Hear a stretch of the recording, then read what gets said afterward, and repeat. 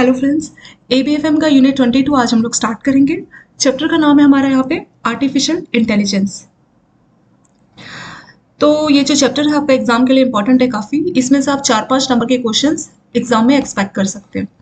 और चैप्टर बहुत ज़्यादा डिफिकल्ट नहीं है, बहुत सारी जो टर्म्स है बहुत ज़्यादा सिंपल है। एक बार अगर आप लोग वीडियो देखेंगे तो आपको सारी टर्म्स समझ में आ जाएगी कि आर्टिफिशियल इंटेलिजेंस एग्जैक्टली क्या है। आर्टिफिशियल का मतलब होता है कोई भी चीज़ जो कि नकली होती, कृत्रिम।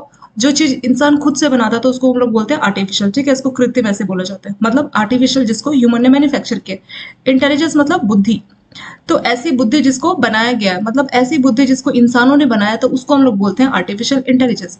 आपने बहुत सारी वीडियोस देखी होंगी, जैसे जापान के कुछ ऐसे रेस्टोरेंट है जहाँ पे पूरा काम रोबोट्स करते हैं। खाना प्रिपेयर करना, आपका ऑर्डर लेके जाना, आपका खाना लेके आना, तो सारा काम रोबोट्स की हेल्प से ही हो रहा है। बीच में आपका कोविड था ना, तो कोविड के टाइम पे जैसे ह्यूमन इंटरेक्शंस के लिए मना किया गया था क्योंकि कोविड फैल रहा था ना आपका कोरोना। तो उस चक्कर में जो रोबोट्स है वो सारा काम कर रहे थे, तो काफी हेल्पफुल भी था। तो आर्टिफिशियल इंटेलिजेंस के कई सारे फायदे भी है, नुकसान भी, उनके बात करेंगे बाद में। बट आर्टिफिशियल इंटेलिजेंस का अगर हम मतलब जाने तो एक लाइन में है नकल करना। ये ह्यूमन की जो माइंड है उसकी नकल करता है। इसका एग्जाम्पल रोबोट्स। रोबोट्स एक बेस्ट एग्जाम्पल आपके आर्टिफिशियल इंटेलिजेंस का, ठीक है। आप लोग डेली लाइफ में भी बहुत सारी ऐसी चीजें करते हैं जिसमें आप लोग आर्टिफिशियल इंटेलिजेंस को इस्तेमाल करते हैं। अगर आप लोगों के पास जैसे फोन है आईफोन, तो उसमें आपका रहता है गूगल की असिस्टेंट रहती है जिसका नाम है सिरी, ठीक है। तो आप उसको हे सिरी बोल के अपना कोई भी जैसे काम है आप करा सकते हैं। अलार्म लगवाना है, किसी को कॉल करनी है, कोई सॉन्ग आपको प्ले करना है, यूट्यूब में कोई मूवी देखनी है, तो आप उसको इंस्ट्रक्शंस दीजिए, हे सिरी करके बोलिए, और वो आपकी बात को समझ के आपके काम को करती है। तो यानी वो कैसे समझ रही है, होने में तो वो सिर्फ एक मोबाइल है जिसके अंदर जान नहीं है, बट उसके अंदर जो प्रोग्राम किया गया है, जो प्रोसेसिंग की गई है उस प्रोग्राम की, वो प्रोग्राम ही है आपका आर्टिफिशियल इंटेलिजेंस, ठीक है। तो उस प्रोग्राम को इस तरह से बनाया गया है जैसे ह्यूमन का माइंड किस तरह से सोचता है, ठीक है, इंसान का दिमाग कैसे सोचता है। तो एक प्रोग्राम किया गया, एक कोडिंग की गई जो कि ह्यूमन के माइंड की तरह सोचती है, वही हमारा आर्टिफिशियल इंटेलिजेंस। अगर एक लाइन में बोलना चाहे ना तो ये ह्यूमन माइंड की, जैसे बंदर क्या करते हैं, जैसे हरकतें हम करते हैं वैसे बंदर हमें देख के वैसे ही करते हैं ना। तो हमारे दिमाग की कोई नकल करे, कोई ऐसा बंदर जो कि हमारे दिमाग की नकल करे, तो वही आपका आर्टिफिशियल इंटेलिजेंस, ठीक है। तो ह्यूमन माइंड किस तरीके से सोचता है, वो सारी चीजें एक प्रोग्राम के थ्रू एक सिस्टम में डाली जाती है, कंप्यूटर में डाली जाती है, और फिर आपका कंप्यूटर एक ह्यूमन माइंड की तरह बिहेव करने लगता है। जैसे बहुत सारे आजकल बैंकों की ऐप है, तो उस ऐप में भी आपका असिस्टेंट मिल जाता है, ठीक है।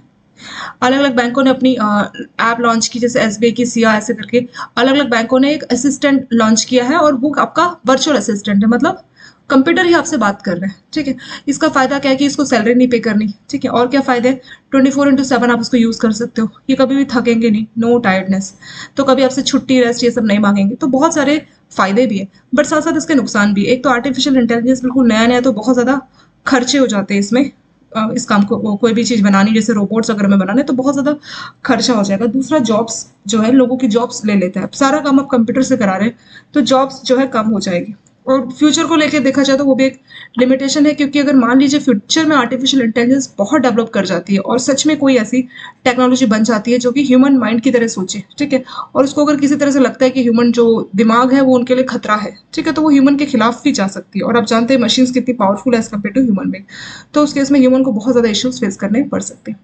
आर्टिफिशियल इंटेलिजेंस के और क्या क्या एग्जाम्पल्स हैं, आप लोगों को टेस्ला कार मालूम है ना, तो ये सेल्फ ड्राइव कार है, मतलब इसमें आपका कोई ड्राइवर नहीं बैठा है, खुद से कार जो है देख रही है कि मेरे बगल में कौन सी कार जा रही है, कितना डिस्टेंस है। और आपने बहुत सारी मूवीज देखी, रोबो करके मूवी थी रोबोट को लेके आपकी, तो उसमें भी यही दिखाया गया है कि किस तरीके से अगर उसके अंदर इमोशंस आ जाते हैं तो वो किस तरीके से बिहेव करते हैं। और फिर उसके नेगेटिव पॉइंट्स भी उस पिक्चर में आपको अच्छे से दिखा के, उस रोबो पिक्चर में, कि अगर मान लीजिए ये ह्यूमन के खिलाफ हो जाता तो कितने सारे इंप्लीकेशंस फेस करने पड़ते हैं, ठीक है। तो उस मूवी में अच्छी चीजें, खराब चीजें सब बता रखा है कि किस तरह से आर्टिफिशियल इंटेलिजेंस काम करता है। और क्या क्या इसके एग्जाम्पल्स है, आपकी एलेक्सा करके एक आता है ना, एलेक्सा से बोल के भी आप कोई काम करा सकते हैं, कोई भी चीज है। टेस्ला कार, गूगल मैप है, तो गूगल मैप भी आपको बताता है ना इतना डिस्टेंस रह गया, वो आपसे बात करती है, तो जो आपसे बात करती है वो कंप्यूटर रहती है, और वही आपकी आर्टिफिशियल इंटेलिजेंस है। कई बार कुछ वीडियो गेम्स खेलते हैं, जैसे जिसमें आप चेस खेलते हैं या फिर लूडो खेलते हैं, तो उसमें जो सिस्टम है वो खुद से सोचता है ना। चेस कैसे, चेस में एक प्लेयर आपका सिस्टम है, दूसरा एक आप है, तो जिस तरह से आप अपना चीजें करते हैं, सामने वाला सिस्टम उसको देख के उस हिसाब से रिस्पॉन्स करता है, तो वो भी क्या है, वो एक टाइप का आपका आर्टिफिशियल इंटेलिजेंस है। तो इतने सारे हमने एग्जांपल्स देख लिए आर्टिफिशियल इंटेलिजेंस के जो कि यूज किए जाते हैं। तो मतलब ह्यूमन जो कंप्यूटर है उसके अंदर एक प्रोसेसिंग होगी, ठीक है, और वो प्रोसेसिंग, वो प्रोग्राम क्या होगा, ह्यूमन माइंड की कॉपी होगी वो, ठीक है। तो उसी तरह से मशीन ह्यूमन बीइंग की तरह काम करती है। तो हमने 5 मिनट में काफी इंट्रोडक्शन देख लिया, तो इससे आपको काफी आइडिया लग चुका होगा कि आर्टिफिशियल इंटेलिजेंस क्या है, उसका इंट्रोडक्शन आपको काफी क्लियर हो चुका होगा, ठीक है। अब देख लेते हैं बुक से, इंट्रोडक्शन है यहाँ पे। The term artificial intelligence refers to replication of human intelligence. तो जब हम पढ़ेंगे ना आपको सब इजी लगेगा। तो ये ह्यूमन की जो इंटेलिजेंस है, ह्यूमन की जो समझदारी है, उसकी नकल करती है। जैसे मैंने आपको बताया ना, बंदर बंदर हमारी हरकतों को देख के नकल करता है। तो आर्टिफिशियल इंटेलिजेंस एक ऐसा बंदर है जो कि ह्यूमन के दिमाग की नकल करती है, ठीक है। In computer that had been train to think like people and emulate the activities that human engage. तो बोल रहे हैं कि एक ऐसा सिस्टम बनाया गया, एक ऐसा एप्लीकेशन, ऐसा सॉफ्टवेयर बनाया गया है जो कि ह्यूमन माइंड की रेप्लिकेट करता है, उसकी नकल करता है। और जैसे जैसे एक्टिविटी ह्यूमन करता है वही काम कंप्यूटर भी आपको करके देगा, वही आपका आर्टिफिशियल इंटेलिजेंस, ठीक है। Artificial intelligence can also be referred to any type of computer that simulate mental process common to humans such as learning, problem solving। तो प्रॉब्लम सॉल्विंग में क्या, जैसे कोई पजल आप दे रहे हैं तो सिस्टम आपको उसका पजल का सॉल्यूशन करके देगा, या कोई प्रॉब्लम आप बताते तो सिस्टम आपको सॉल्यूशन देगा। जैसे मान लीजिए आपको शेयर मार्केट में कहीं इन्वेस्ट करना, आपके सामने लाखों कंपनीज के शेयर है, तो सिस्टम आपको कैलकुलेट करके बता सकता है कि कौन सी कंपनी के शेयर आपके लिए सही है, ठीक है। तो प्रॉब्लम सॉल्विंग में, लर्निंग में, उन सभी जगह पे भी आपकी आर्टिफिशियल इंटेलिजेंस मदद करता है। कहाँ कहाँ इसका इस्तेमाल होता है, तो बहुत सारे सेक्टर है जहाँ पे आर्टिफिशियल इंटेलिजेंस को यूज किया जाता है। कुछ बड़ी बड़ी कंट्रीज में जो मेडिकल है ना, वहाँ पे भी आर्टिफिशियल इंटेलिजेंस का इस्तेमाल किया जा रहा है, मतलब मशीन से वहाँ पे आपका ऑपरेशन करेगी, ठीक है। तो इस तरह से मेडिकल में, बैंकों में तो उसका काफी इस्तेमाल होता है, इंस्टीट्यूट्स में, ठीक है। सोशल मीडिया, तो हर जगह पे जो है आर्टिफिशियल इंटेलिजेंस का यूज किया जाता है। आर्टिफिशियल इंटेलिजेंस क्या है, मशीन लर्निंग। तो आपका आर्टिफिशियल इंटेलिजेंस मेन है और मशीन लर्निंग उसी का पार्ट है, ठीक है। तो मशीन लर्निंग मतलब सिस्टम, जैसे ह्यूमन बीइंग क्या करता है, टाइम के साथ सीखता है ना, चीजों के साथ सीखता है। तो मशीन लर्निंग भी वैसे ही है कि मशीन को जैसे जैसे एक्सपीरियंस हो रहा है वो सीखती जा रही है और अपने में वो एड ऑन करती जा रही है, तो वही होता है मशीन लर्निंग। मशीन लर्निंग में 2 चीजें आ जाएगी, neural network, deep learning. Neural network मतलब जैसे ह्यूमन का माइंड है जिसमें अलग अलग न्यूरॉन्स कम्युनिकेट करते हैं, तो ये भी उसी तरह से सिस्टम का ये नेटवर्क है जिसको न्यूरल नेटवर्क बोला गया है। डीप लर्निंग आपका मशीन लर्निंग का ही पार्ट होता है जिसमें काफी डिटेल में जो है चीजें होती है। अगर हम लोग थोड़ा सा न्यूरल नेटवर्क और डीप लर्निंग को देखें, तो जैसे ह्यूमन का जो माइंड होता है तो वहाँ पे न्यूरॉन्स होते हैं जो कि कम्युनिकेट करते हैं। तो अगर हम आर्टिफिशियल इंटेलिजेंस मशीन की बात करें तो मशीन में क्या होंगे, आर्टिफिशियल न्यूरॉन्स होंगे, ठीक है। आर्टिफिशियल न्यूरॉन्स होंगे और उसकी हेल्प से क्या होगा कि वो आपस में कम्युनिकेट करेंगे, एक दूसरे के साथ जुड़े होंगे और उससे वो आपको प्रॉब्लम का सॉल्यूशन देते हैं। ऐसे आता है डीप लर्निंग, तो इसमें कई लेयर्स होती है, प्रोग्राम्स की कई लेयर्स होती है। तो आपके जो नेटवर्क है उसमें कई सारी लेयर्स इसमें यूज की जाती है, ठीक है। नेटवर्क की मल्टीपल लेयर्स को ही बोला जाता है, नेटवर्क की मल्टीपल लेयर्स है उसी को बोला जाएगा डीप लर्निंग। और न्यूरल नेटवर्क क्या है, जैसे ह्यूमन माइंड, ह्यूमन दिमाग कुछ भी सोचता है तो क्या है, बहुत सारे न्यूरॉन्स जो है आपस में कम्युनिकेट करते हैं। तो यहाँ पे न्यूरल नेटवर्क आपका आर्टिफिशियल न्यूरॉन्स है, ठीक है। तो आर्टिफिशियल न्यूरॉन्स है वो आपस में कम्युनिकेट करते हैं और फिर आपको प्रॉब्लम का सॉल्यूशन देते हैं, तो वही आपका न्यूरल नेटवर्क। तो वही है कि जो आप मशीन्स, मतलब the technique of making machines that are capable of performing task that previously required intelligence and were either carried by human or by machines. तो बोल रहे हैं मशीन लर्निंग में यही होगा, यही टेक्निक है कि जो टास्क ह्यूमन कर सकता था वो टास्क आप मशीन को इसमें दे रहे हैं।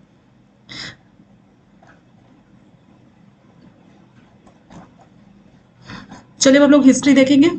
हिस्ट्री क्या है आर्टिफिशियल इंटेलिजेंस का, तो इसकी शुरुआत हुई थी 1950 से, ठीक है। तब साइंटिस्टों ने जो है रिसर्च होने लगी थी कि कंप्यूटर्स की प्रोसेसिंग की जा सकती है, मतलब क्या कंप्यूटर्स भी ह्यूमन बीइंग की तरह सोच सकते हैं। तो इसकी शुरुआत 1950 से हुई थी, ठीक है। तो इसका हिस्ट्री कब से है, बहुत पुराना नहीं है, अभी से 60-70 साल पहले से आर्टिफिशियल इंटेलिजेंस का कंसेप्ट जो है आया है।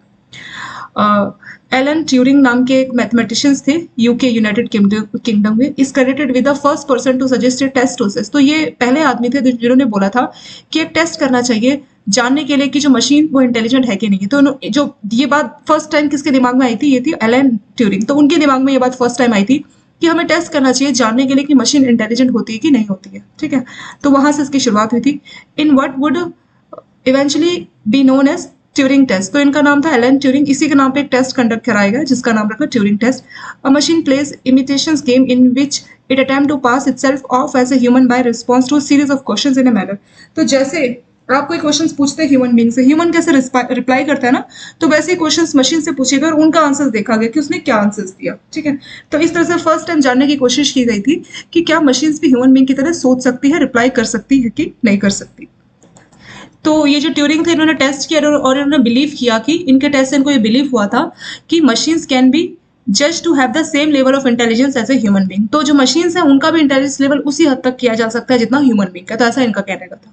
ठीक है, और अगर हम बात करें फादर, मतलब फादर ऑफ आर्टिफिशियल इंटेलिजेंस कौन है, तो कई बार क्वेश्चन पूछ सकते हैं कि किसने इसकी शुरुआत की थी।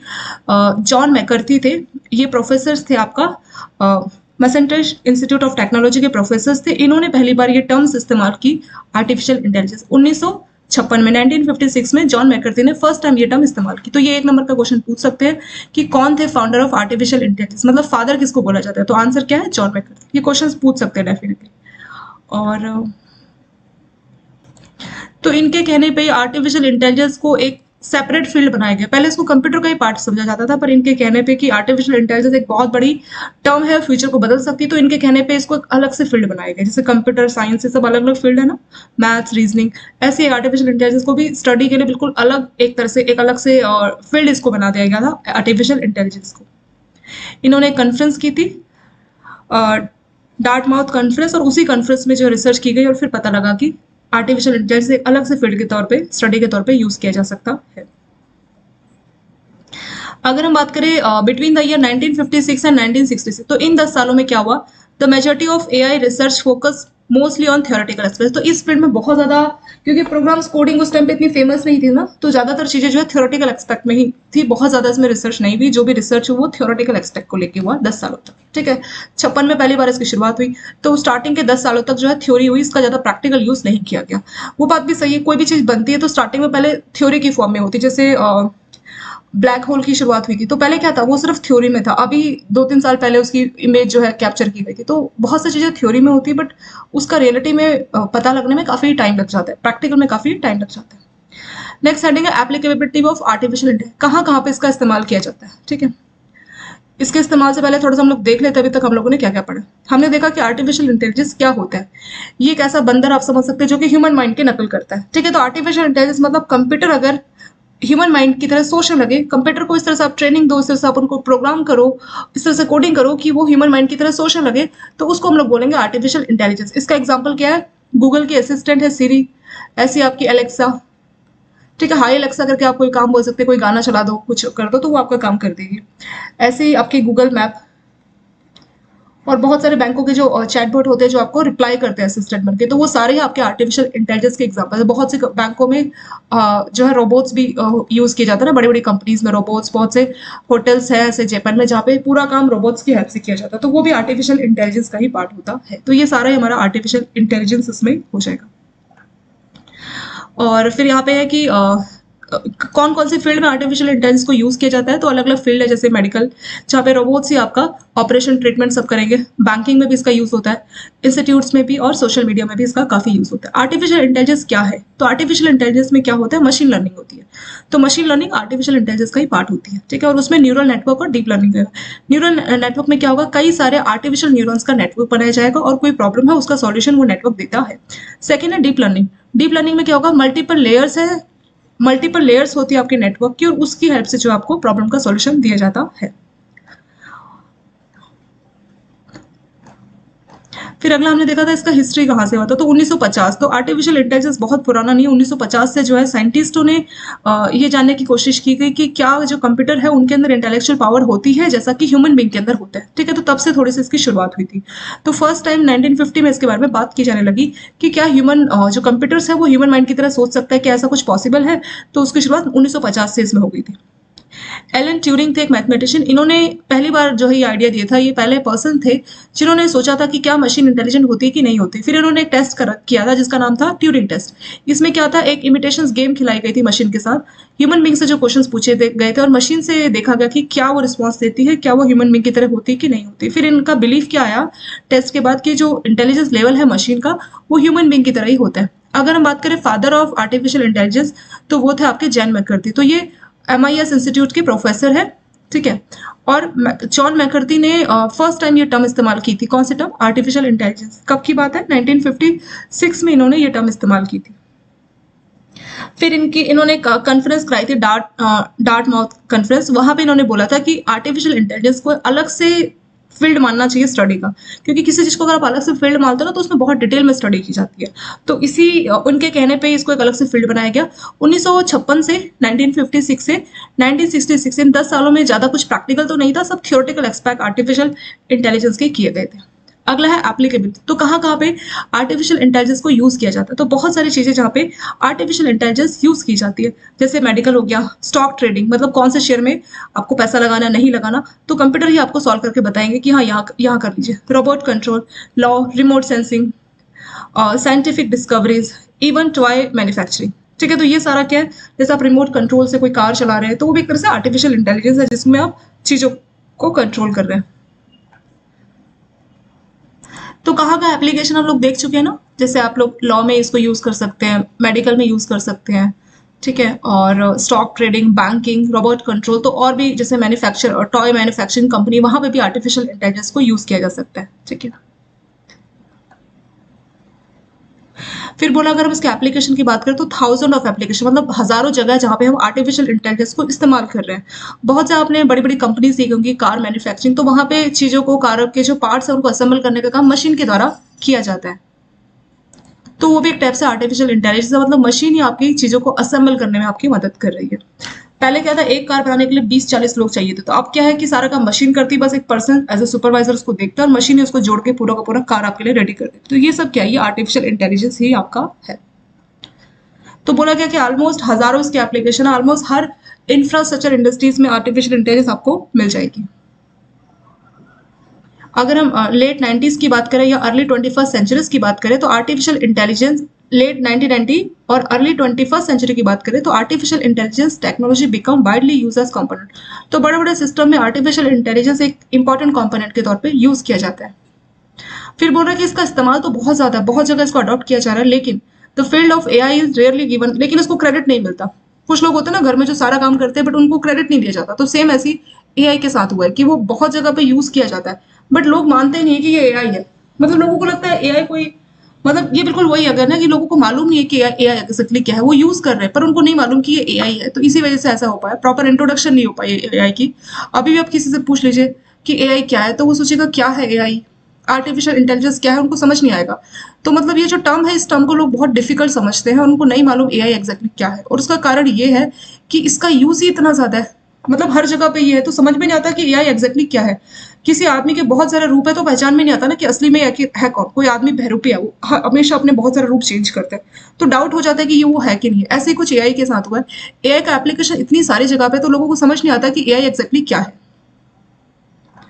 कई कंट्रीज में ट्रैफिक कंट्रोल का काम भी आपका एआई ही देखती है, तो बहुत सारे इसके एप्लीकेशन आप बोल सकते हैं। एजुकेटर, मतलब एजुकेशन फील्ड में भी इसका काफी इस्तेमाल किया जाता है। और ट्यूटर, मतलब आपके जो सॉफ्टवेयर है ना वो आपको पढ़ाएंगे, वो आपके टीचर की तरह आपको मदद करेंगे, प्रॉब्लम सॉल्विंग में वो आपकी हेल्प करेंगे। यहाँ पे एक टॉपिक आपका बाद में आएगा कि किस तरह से एआई आपके ट्यूटर के तौर पे मदद करता है, आपका टीचर बन के आपको पढ़ाने का भी काम करता है। तो यहाँ पे वही बोला, जो स्टूडेंट है उनको कोई प्रॉब्लम आती है, किसी भी ट्रैप में वो फंस सकते हैं, तो एआई उनको उस प्रॉब्लम से निकालने के लिए कोई भी गाइडेंस चाहिए तो उन सब में जो है सपोर्ट देता है। तो यही उसके मेन जो है यूसेज यहाँ पे हो गया। कंट्रीब्यूशन ऑफ गूगल, तो गूगल का क्या कंट्रीब्यूशन है एआई में, ठीक है। गूगल हैज मेड इमेंस मतलब बहुत बड़ा, बहुत ज्यादा कंट्रीब्यूशन किया है गूगल ने एआई के फील्ड में, ठीक है। वो इसलिए है क्योंकि गूगल बहुत सारी चीजें एआई के इस्तेमाल से ही करता है। तो over a period of time की बात करें तो गूगल ने बहुत ज्यादा एआई के फील्ड में बहुत ज्यादा डेवलपमेंट की है, या आप ऐसे बोल सकते हैं कि गूगल का एक बहुत बड़ा कंट्रीब्यूशन है एआई के फील्ड में। तो कौन कौन से गूगल के कंट्रीब्यूशन उसकी बात कर लेते हैं। पहला, search engine algorithm, Google rank brain. Rank brain एक सॉफ्टवेयर आप बोल सकते हैं गूगल का, जो कि गूगल इस्तेमाल करता है। जैसे आप गूगल में कुछ भी सर्च करते हैं ना, सर्च इंजन मतलब गूगल जहाँ पे आप लोग सर्च करते हैं, तो वो जो सर्च इंजन है वहां पे एक सॉफ्टवेयर है जिसका नाम है रैंक ब्रेन। तो ये जो रैंक ब्रेन सॉफ्टवेयर है ये आर्टिफिशियल इंटेलिजेंस है, यानी गूगल भी अपने सर्च इंजन में आर्टिफिशियल इंटेलिजेंस को इस्तेमाल करता है। उस आर्टिफिशियल इंटेलिजेंस का नाम है रैंक ब्रेन। ये क्या करता है, देखिए ये पढ़ेंगे। गूगल का जो रैंक ब्रेन है इसको अडॉप्ट किया था गूगल ने अपने सर्च इंजन के एल्गोरिथम में, ठीक है। इसमें मशीन लर्निंग इन सब का यूज होता है, और इसने ऑफिशियली कंफर्मेशन दी थी गूगल ने 26 अक्टूबर 2015 में। इसमें क्या होता है कि it assist Google in processing search result and provide user with search result that are more relevant to queries. तो जो भी लोग सर्च करते हैं, तो ये जो रैंक ब्रेन है ये क्या करता है, उसकी प्रोसेसिंग में क्या रिजल्ट जनता ढूंढ रही है, तो उसको रिजल्ट को ढूंढ के लाना, तो बहुत ज़्यादा जो रिलेवेंट होता है, जो लोगों की क्वेरी है उसके जितना ज़्यादा रिलेवेंट है वो चीज़ सर्च करके जो है कस्टमर को, जो भी सर्च कर रहा है पर्सन को दिखाता है। तो 2015 में एक इंटरव्यू में गूगल ने इसको ऑफिशियली कंफर्मेशन दिया था और उसने बोला था कि ये थर्ड मोस्ट सिग्निफिकेंट फैक्टर है, जो रैंकिंग एल्गोरिथम है गूगल का, जो एल्गोरिथम है उसमें ये थर्ड इंपॉर्टेंट फैक्टर है। पहले नंबर पे आपका लिंक और फिर कंटेंट है, तो लिंक और कंटेंट के बाद तीसरे नंबर पे जो आपका रैंक ब्रेन है, ये सिग्निफिकेंट फैक्टर है जो कि सर्च इंजन में इस्तेमाल किया जाता है। 2015 में लेस देन 15% ऑफ क्वेरीज, तो मान लीजिए 100 क्वेरीज अगर गूगल में सर्च की गई तो उसमें से 15 से कम क्वेरीज रैंक ब्रेन की हेल्प से जो है दी गई थी।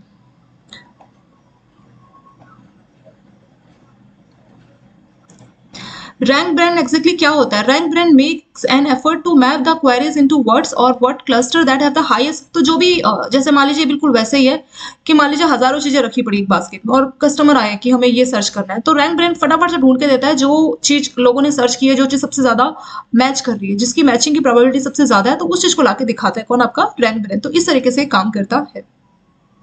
Rank brain make an effort to predict what people mean and record the funding, तो लोग क्या ढूंढ रहे हैं, क्या चाह रहे हैं, तो वो उसको फाइंड करने की कोशिश करता है और जो भी उसको मिला रिजल्ट तो उसको रिकॉर्ड कर लेता है।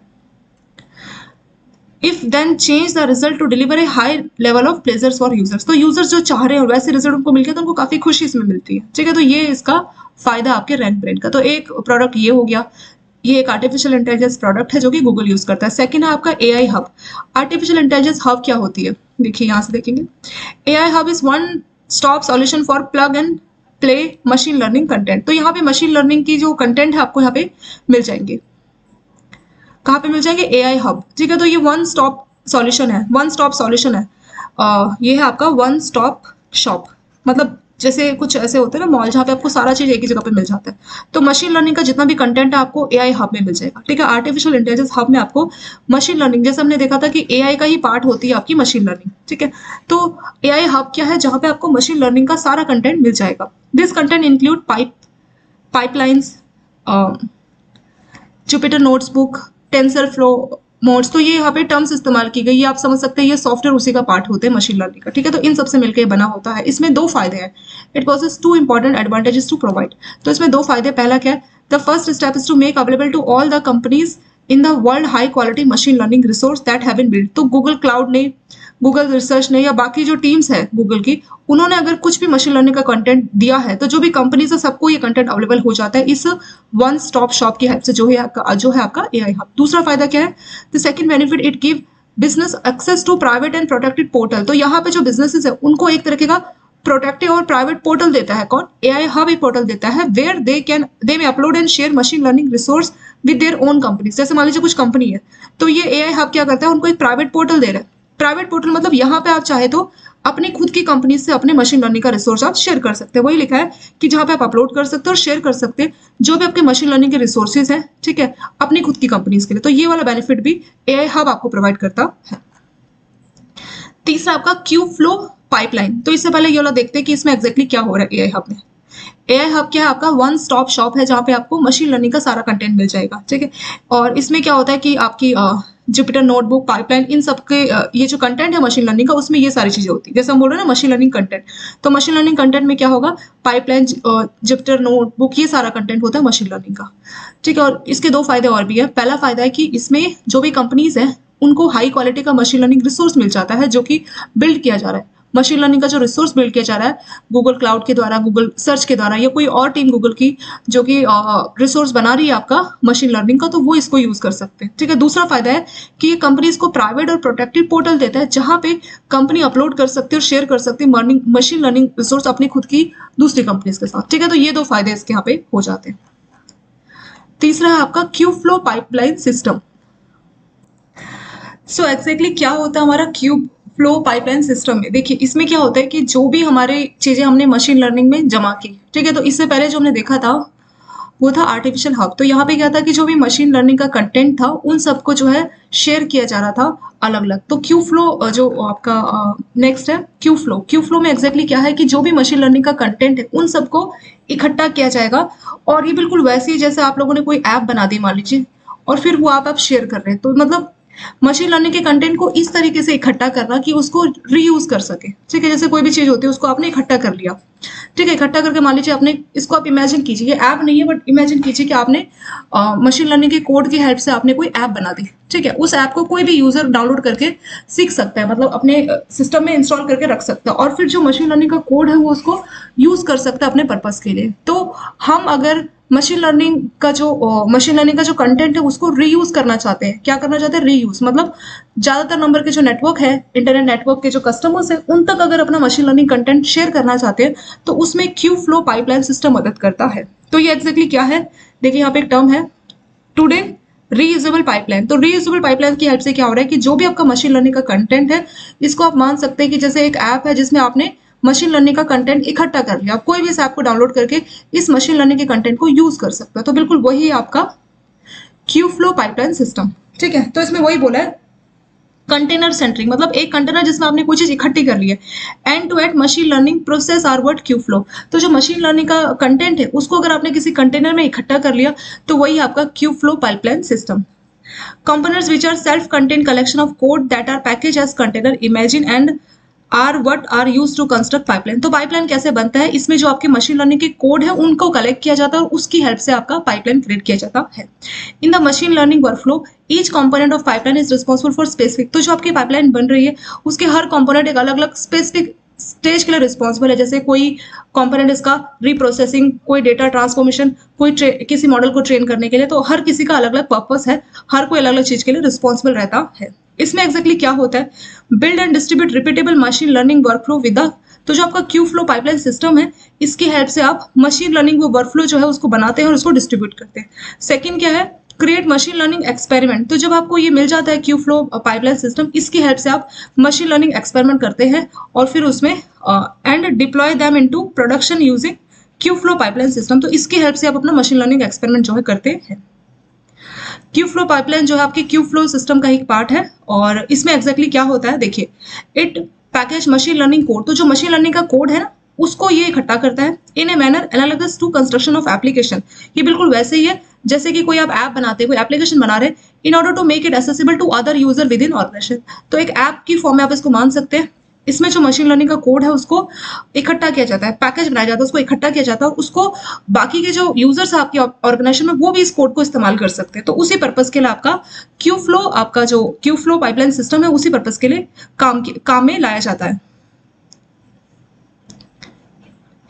फिर इससे क्या होगा कि कोई भी जो यूजर है जो कोई एक्सपेरिमेंट कंडक्ट करना चाह रहा है सबकी हेल्प से, मशीन लर्निंग सबकी हेल्प से, तो उसमें ये काफी इजी हो जाता है। तो यहाँ पे डेटा उसी फॉर्म में यहाँ पे आपको दिया गया। यहाँ पे जो टर्म्स लिखी है ये ज्यादातर आपका कंप्यूटर की टर्म्स है, तो इतना ज्यादा डिटेल में टर्म्स आपसे नहीं पूछा जाएगा। नेक्स्ट आपका गूगल डिफ्लेक्स एंड होल्ड फॉर्म, ये आपका इंपॉर्टेंट पूछ सकते हैं। ठीक है, उससे पहले ये वाला हम थोड़ा सा रिवाइज कर लेते हैं, हमने अभी क्या देखा था। देखिए गूगल का क्या मतलब कंट्रीब्यूशंस है वही हम देखेंगे ना, एआई में गूगल का क्या कंट्रीब्यूशंस है ये सब हम ऑलरेडी देख चुके हैं कि एप्लीकेशंस क्या है आर्टिफिशियल इंटेलिजेंस का। ठीक है, तो कई जगह पे ये इस्तेमाल किया जाता है, जैसे आपका ट्रेडिंग में हो गया, मेडिकल फील्ड हो गया, रोबोट्स हो गए, और भी कई सारी जगह पे इसका इस्तेमाल किया जा रहा है। ठीक है, और ये भी बोल रहे हैं कि 1990 से 21वीं शताब्दी में कई सारी जगह पे इसका यूज किया जा रहा है और इतना ज्यादा यूज होने के बावजूद भी इसको उतनी पहचान नहीं दी गई है। मतलब ये वही है, किसी से आप बहुत सारा काम करा रहे हैं पर इसको कोई वैल्यू नहीं दे रहे, बिल्कुल वैसा ही एआई के साथ है। इसको आप कंप्यूटर असिस्टेड इंस्ट्रक्शन के तौर पे भी इस्तेमाल कर सकते हैं। ठीक है, इंटेलिजेंट कंप्यूटर असिस्ट इंस्ट्रक्शन, मतलब ये आपका एआई आपके ट्यूटर के तौर पे आपकी मदद करेगा, आपका टीचर बनकर आपको पढ़ाएगा, आपकी प्रॉब्लम का सॉल्यूशन आपको देगा। तो ये भी एक एप्लीकेशन है एआई का। कंट्रीब्यूशन ऑफ गूगल, गूगल का क्या कंट्रीब्यूशन है, तो यहाँ पे 3 एप्लीकेशन बताइए। गूगल ने एक एआई प्रोडक्ट बनाया जिसका नाम है गूगल रैंक ब्रेन। गूगल का जो सर्च इंजन है ना वहाँ पे गूगल इस रैंक ब्रेन वाले सॉफ्टवेयर को इस्तेमाल करता है। 2015 में इसके बारे में गूगल ने ऑफिशियल अनाउंस किया था कि हम एक ऐसा एआई यूज करते हैं अपने सर्च इंजन में, और टोटल 3 चीजें यूज करते हैं। जैसे आपका हो गया लिंक, कंटेंट, उसमें तीसरे नंबर पे आपका रैंक ब्रेन आता है। तो जितनी भी सर्च हुई, जितनी भी क्वेरीज हुई, उसमें से 15% से कम तक की जो क्वेरीज है वो रैंक ब्रेन ने सॉल्व करके दी थी। रैंक ब्रेन क्या करता है, वो एफर्ट्स लगाता है कि जो भी लोगों ने सर्च किया, जो भी यूजर ने सर्च किया, तो सबसे ज्यादा प्रोबेबिलिटी किसके साथ मैच कर रही है, तो वो वाला प्रोडक्ट उसको दिखा देता है। ठीक है, ये प्रेडिक्ट कर लेता है, उसको रिकॉर्ड भी कर लेता है। और उसके बाद क्या होगा कि जो पर्सन है, यूजर, उसने जो सोचा वही उसको मिल गया, तो उसका एक्सपीरियंस एक अच्छा प्लेजर, एक खुशनुमा एक्सप्रेस उसको मिलता है। दूसरा आपका एआई हब, तो एआई हब भी आपका आर्टिफिशियल इंटेलिजेंस है, नाम ही है आर्टिफिशियल इंटेलिजेंस हब। तो ये आपका वन स्टॉप शॉप है, तो यानी मशीन लर्निंग का जो कंटेंट है आपको इस एआई हब में मिल जाएगा। इसमें पाइपलाइन, जिप्टर नोटबुक, ये सारी चीजें होती है आपके एआई जो मशीन लर्निंग कंटेंट की बात की है ना, तो कंटेंट में ये सब आपका होता है। इसमें दो चीजें मेनली, पहला क्या है कि जितनी भी कंपनीज है उनको हाई क्वालिटी जो मशीन लर्निंग का रिसोर्स है वो अवेलेबल कराता है, ठीक है। सेकंड क्या है कि जो कंपनीज है उनको ये प्राइवेट और प्रोटेक्टेड पोर्टल देता है, जहां पे कंपनीज अपने मशीन लर्निंग के जो रिसोर्स है वो अपलोड कर सकती है और अपनी खुद की जो बाकी की कंपनीज है उनके साथ वो शेयर भी कर सकते हैं। दो बेनिफिट यहाँ पे मिल जाते हैं। तीसरा है क्यू फ्लो पाइपलाइन सिस्टम, तो ये भी मशीन लर्निंग प्रोसेस का ही एक सिस्टम है, क्यू फ्लो पाइपलाइन सिस्टम। और इसमें क्या होता है कि जो कोड है, यहाँ पे हम क्या कर रहे हैं कि कोड को शेयर कर रहे हैं, ठीक है। जो भी कोड है उसकी शेयरिंग करा रहे हैं, ऐसा कोई पोर्टल दे रहा है जहाँ पे कंपनीज अपने बाकी एम्प्लॉयज के साथ वो कोड जो है उसको शेयर कर सकती है। ये पाइपलाइन सिस्टम में क्या हो रहा है कि जो भी आपका मशीन लर्निंग का कोड है उन सबको इकट्ठा किया जा रहा है ताकि कोई भी यूजर उसको इस्तेमाल कर सके, तो वही आपका क्यू फ्लो पाइपलाइन सिस्टम। इसमें क्या हो रहा है, it package machine learning code, तो जो भी मशीन लर्निंग का कोड है उसको इकट्ठा कर रहा है इन ए मैनर, ये बिल्कुल वैसे कि जैसे आप एक ऐप बना रहे हो और उसको कोई भी यूजर जो है एक्सेसिबल मतलब यूज कर पा रहा है आपको, ठीक है। तो इसमें वही हो रहा है, जो आपका क्यू फ्लो पाइपलाइन सिस्टम है इसमें आपका मशीन लर्निंग का कोड को इकट्ठा किया जाता है और ऑर्गेनाइजेशन में कोई भी जो यूजर है उस कोड के हेल्प से जो है उसको इस्तेमाल कर सकता है। जो मशीन लर्निंग कोड है वो आसानी से रीयूज किया जा सकता है किसी के भी द्वारा, क्योंकि आपने सबको इकट्ठा किया और उसको आपने शेयर किया, तो इसको रीयूजेबल किया जा सकता है। यही पर्पस है आपका क्यू फ्लो पाइपलाइन सिस्टम का। इसके साथ ये वाला पार्ट 1 कंप्लीट करते हैं। पार्ट 2 में हम लोग Google diplex and hold four में ये और भी जो प्रोडक्ट है उनको हम लोग डिस्कस करेंगे। ये सब हम पार्ट 2 से स्टार्ट करेंगे, ठीक है। अगर वीडियो आप लोगों को अच्छी लगे तो वीडियो को लाइक, सब्सक्राइब, शेयर जरूर करें। Thank you so much for watching this video.